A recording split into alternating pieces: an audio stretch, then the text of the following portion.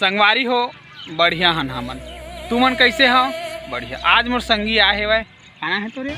Aditya Khande. Novel भुला जाता। आदित्य खांडे कौन गाँव में? कहाँ तक पढ़े लिखे?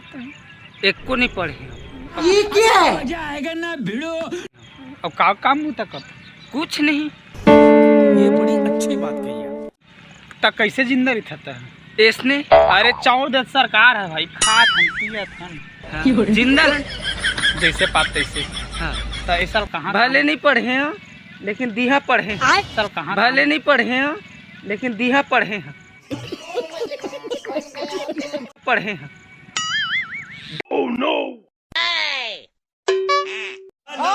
उन्हें पढ़े हैं? उन्हें पढ़े। तो पढ़ लिख के क्या हासिल करना चाहते? कुछ नहीं। नहीं तो कुछ तो बनना चाहते? नहीं कुछ नहीं। अभी काबू तक काम करते ला बता। कुछ नहीं। कौन है ये लोग? कहाँ से आते हैं ये?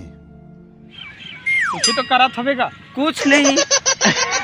मतलब कुछ नहीं करते संगवारी हुए आदमी है और कुछ तो करते मगर है ना। कुछ नहीं करा। कुछ तो करते मगर है ना। कुछ नहीं करा। साले का खोपड़ी तोड़ साले का। गाड़ी वाला आया घर से कचरा निकाल। गाड़ी वाला आया घर से। पहले तो कान आदित्य खांडे। रईथस कहाँ? आसमान में। हकसस कहाँ? जमीन में। अच्छा